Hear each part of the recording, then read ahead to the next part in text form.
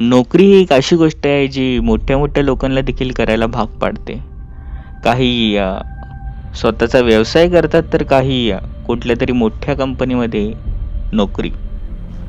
यावरच आपली एक कथा आहे जी एका सामान्य घरातल्या व्यक्तीला आपल्या कामामुळे कदाचित त्याचा जीवही गमवायला लागला असता. अंधार, एक भयकथा.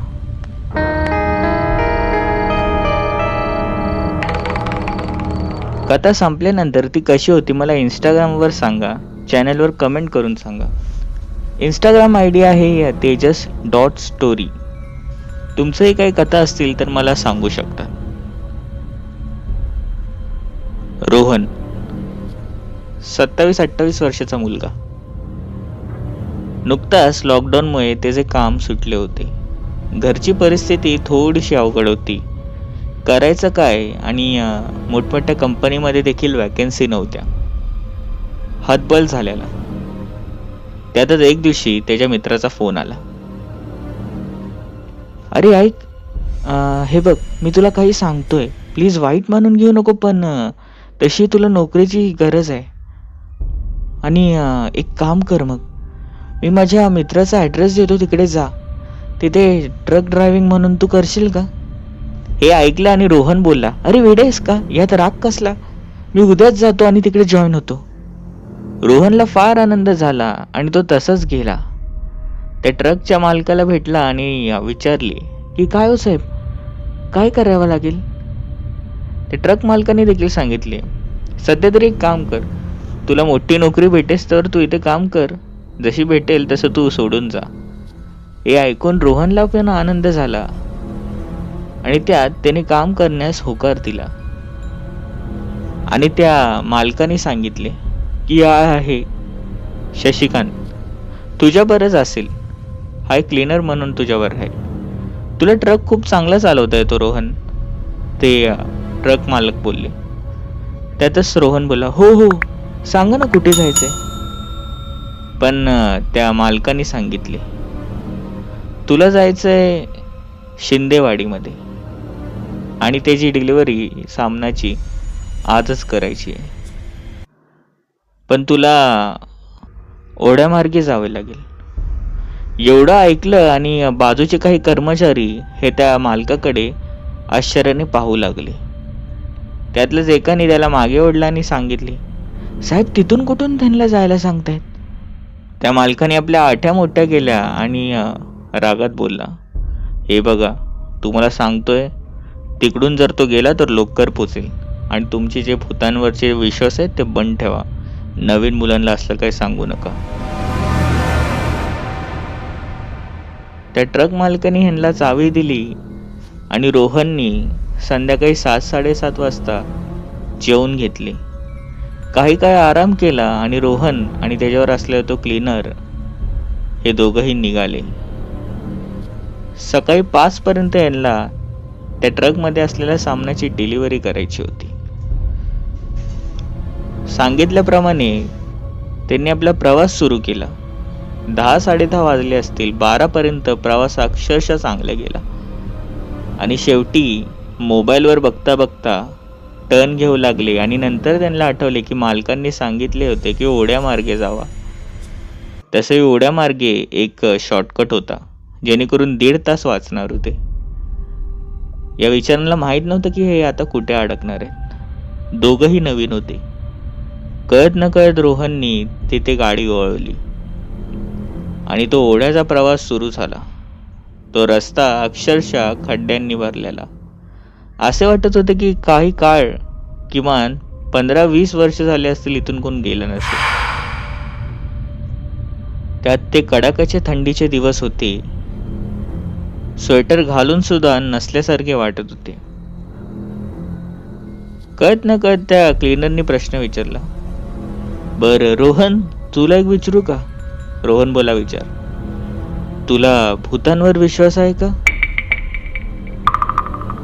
आणि रोहन बोलला, वेडा आहेस का, भूत वगैरे काही नसतं. यांचे दोघांचे बोलणे चालूच होते आणि अचानकच ट्रक याची वेग कमी होऊ लागली आणि यांची नजर पुढे गेली तर यांनी पाहिले साधारण एक 70 वर्षाचा म्हातारा यांच्याकडे पाहत होता. शरीर पूर्णपणे सफेद पडले असे वाटत होते.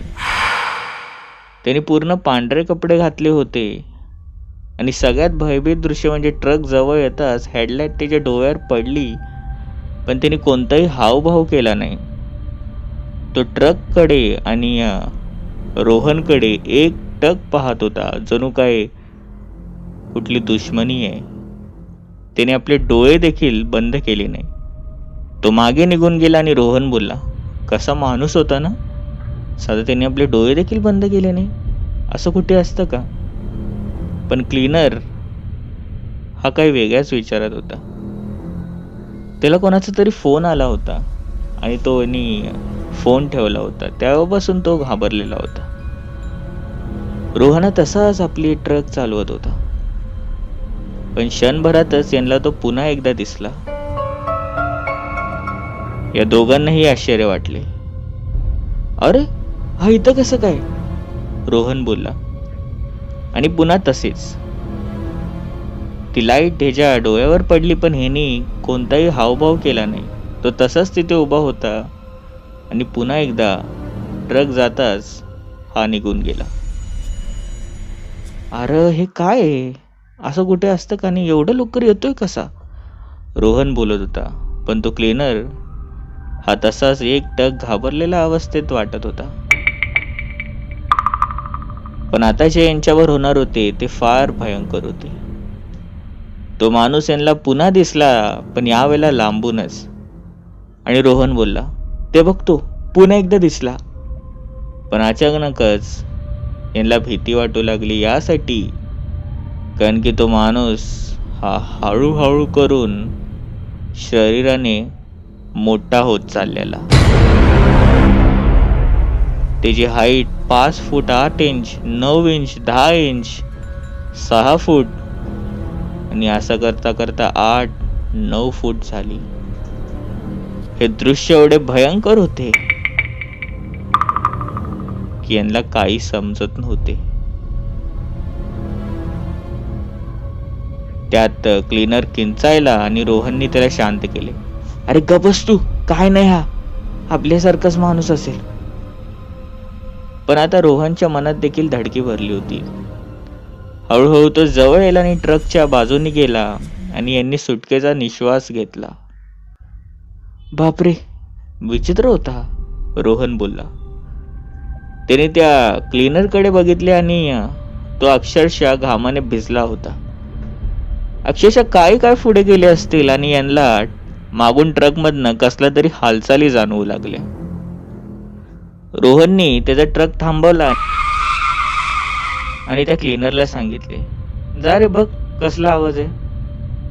तर त्याने जाण्यास नकार दिला. नाही भाऊ, नाही, मी नाही जाणार. त्याचे असे विचित्र रूप पाहून त्याला राग आला. अरे काय, हे तुझंच काम आहे ना, आता हे देखील मी जाऊन बघू. रोहनची चिडचिड झाली आणि त्या क्लीनरला कळत न कळत जावे लागले. तो मागे गेला आणि मागे जोरात किंचायला. रोहन ट्रक मधनं उतरणार, पण अचानक तो पुन्हा एकदा पुढे आला आणि बोलू लागला, ए दादा, मागे जाऊन बघ, तोच माणूस आहे. तो ट्रकामध्ये शिरलाय आणि सगळे वस्तू फाडून आणि जे खायची वस्तू आहे ते खाऊन टाकतोय. रोहनला खूप राग आला आणि रोहन तसाच त्या थंडीमध्ये उतरून मागे ट्रकामध्ये जाऊ लागला. त्याने मागे पाहिले, पण सगळे सामान तसेच होते आणि तो 70 वर्षाचा म्हातारा नव्हताच. रोहनला फार चीड आला. रोहन हा पुन्हा आपल्या ट्रकाच्या केबिन मध्ये गेला, आतमध्ये बसला. तो त्या क्लीनरकडे बघून रागवणार, पण त्यांनी पाहिले की तोच म्हणजे तो क्लीनर अक्षरशः घामाने भिजला होता. त्यालाही कळून चुकले की कदाचित अशा वेळेला हा खोटा बोलणार नाही, म्हणून त्याने त्याला काही बोलले नाही. आणि त्या कडाक्याच्या थंडीमध्ये या दोघांनाही घाम फुटू लागला होता. ट्रक चालू केला आणि ते तसेच जाऊ लागले. ट्रकची गती कमी झाली होती. त्यात तो क्लीनर कळत न कळत झोपला होता. रोहनने त्याला झोपू दिले कारण की त्याची तब्येत ही खालावली होती. असे त्यांनी काय बघितले होते ते त्यालाच माहित. आणि आता रोहनभर जे होणार होते ते विचार न केलेलेच बरे. रोहन आपले ट्रक चालवण्यात व्यस्त होता. त्यात ट्रकाला शिव्या घालत होता. असं कसं ट्रक एवढा हळू कसं चालतोय? पण अचानकच त्याची नजर ही डावीकडे गेली आणि त्यांनी पाहिले एक काळी सावली आहे जी यांचा पाठलाग करत आहे.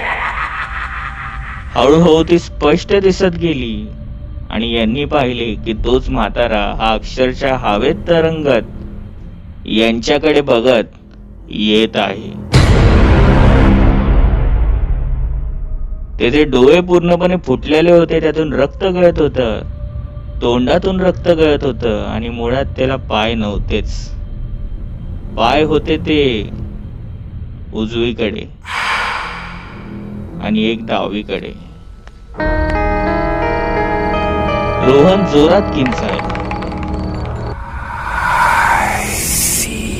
पण त्याने ट्रक थांबवला नाही आणि त्या आत्म्याचा हसण्याचा आवाज येऊ लागला. इकडे तो क्लीनर देखील उठला आणि रोहननी जमेल तेवढ्या गतीने आपला ट्रक घेऊ लागला. पण तो आत्मा यांचा पाठला सोडत नव्हता. त्या क्लीनरने आपल्या मित्राला फोन लावला. अरे दादा ऐक ना, आमच्यावर असं असं झालंय. त्या मित्राने एक उपाय सांगितला. रोहन हा तसाच ट्रक चालवत होता आणि तो क्लीनर हा मोबाईल ठेवून त्याने रेडिओ लावला जो जेमतेम चालू होत होता. आपले मोबाईल तिकडे लावले आणि त्यामध्ये गाणे चालू झाले. ते मुळात गाणे नव्हते तर ते भजन होते हनुमान चालीसाचे. त्यांनी पूर्णपणे आपला रेडिओ हा आवाज मोठा केला आणि कुठेतरी त्या आत्म्याला ते सहन होत नव्हते. त्याच्या तोंडावरती चीड दिसत होती. हे कमी होतं की काय, आता क्लीनरनी आणि कळत न कळत रोहनने देखील हनुमान चालीसा मोठमोठ्याने बोलायला चालू केली आणि ती भूताची आत्मा त्या म्हाताऱ्याची लांब जाऊ लागली आणि आता मागे सुटू लागली. जमेल तसं हे मोठमोठ्याने बोलत होते आणि कळत न कळत तो मागे जाऊन अदृश्य होऊ लागला. आता तो दिसून यायचा झाला होता पण यांनी गाडी आपली थांबवली नाही आणि ते थेट त्या रस्त्याच्या बाहेर जाऊन एका हायवेला लागले आणि दुसऱ्या दिवशी आपल्या मालाची डिलिव्हरी केली. जिथे डिलिव्हरी केली त्या व्यक्तीला विचारले, अहो साहेब, आमच्यावर असा असा प्रकार घडलेला. तो सामानचा मालक एवढा ओरडला, तुम्हाला अक्कल नावाची गोष्ट आहे की नाही, कोण तुमचा मालक आणि त्याने तुम्हाला तिथून का पाठवलं? मी बोललो होतो की मला अर्जंट आहे पण तुमच्या जीवापेक्षा नाही. रोहन आणि त्या क्लीनरने विचारले, का, काय झाले? आणि त्यांनी सांगितले की असे बोलतात की साधारण आजपासून 10 वर्ष आधी त्या रस्त्यावर एक 70 वर्षाचा आजोबा चालला होता.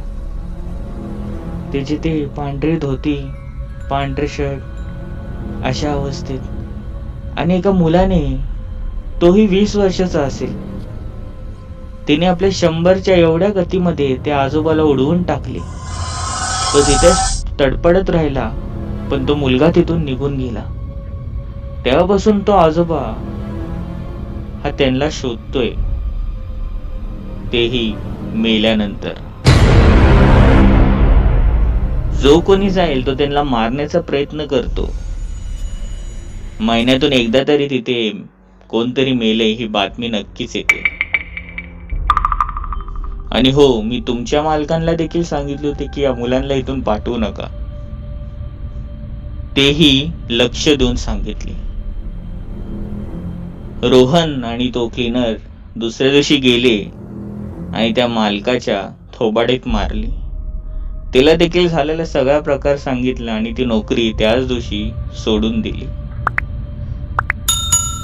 असे अनुभव तुमच्यावर आले तर तुम्ही काय कराल? आणि हो, हनुमान चालिसा देखील पाठ करून ठेवा. कळत न कळत तुमच्याही कधी उपयोगी येईल ते सांगता येणार नाही. कथा कशी वाटली मला नक्की सांगा आणि या मेल आय डीवर डिस्क्रिप्शनच्या तुमची स्टोरी मला सेंड करू शकता. चॅनलला सबस्क्राईब करायला विसरू नका. बेल नोटिफिकेशन नक्की दाबा. भेटूया पुढील भागांमध्ये.